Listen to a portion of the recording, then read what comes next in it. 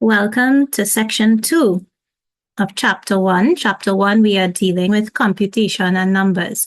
This lesson, first lesson in section 2, deals with using the calculator.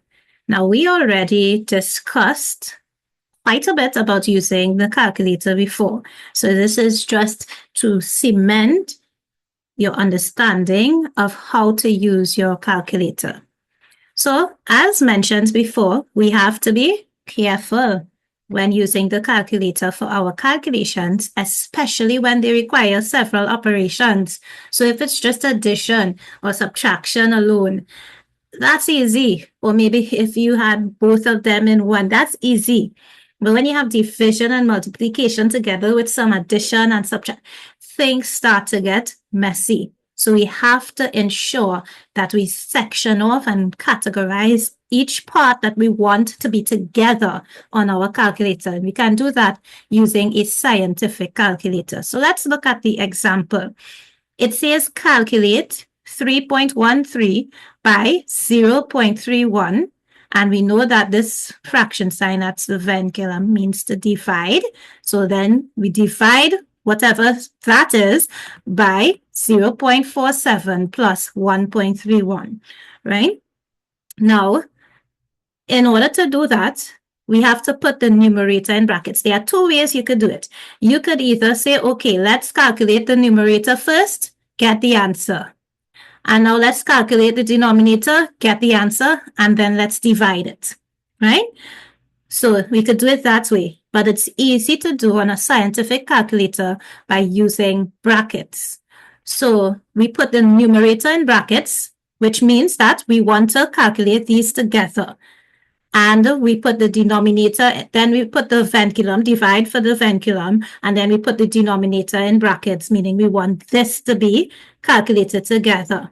Because remember, a calculator calculates one after the other. So it will do the multiplication, then the division, then the addition, but it's not going to say, okay, this part is together.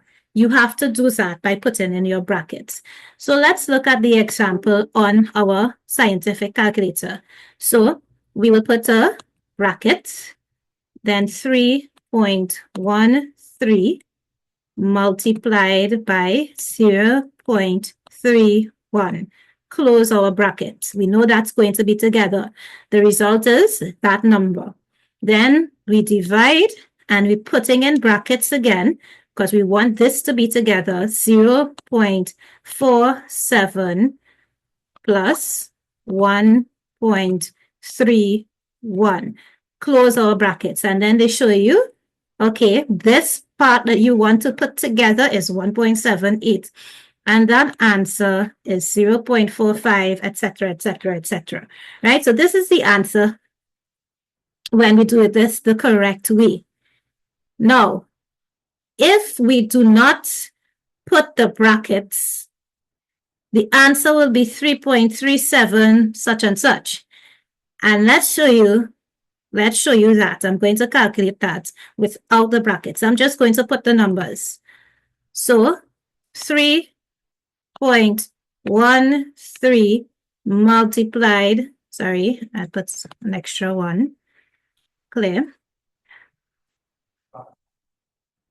Okay, right. 3.13 multiplied by 0.31 divided, no brackets, 0.47 plus, and you see how they're showing you what you have so far, 1.31 is equal not to the 0.545, but 3.37 such and such. Because what did the calculator do? The calculator, as we saw, let me try to move it from the screen. As we saw, the calculator did not group the information. The calculator only does what you tell it to do. it just performs the calculations in the order that it appears. So it multiplies, then it divides it by just the 0.47, not the 1.31, and then it adds that result to the answer, and you get 3.3. And that is not the correct answer. Right? So their brackets allows the calculator to know that some information is to be calculated together first. Note well, this can only be done on a scientific calculator. You do not have brackets on a normal calculator, right? So if you do not have a scientific calculator, which at this level would be crazy because you have to do trigonometry and all of these things that you do not have on a normal calculator. But let's just say you're in a situation where you do not have a scientific calculator.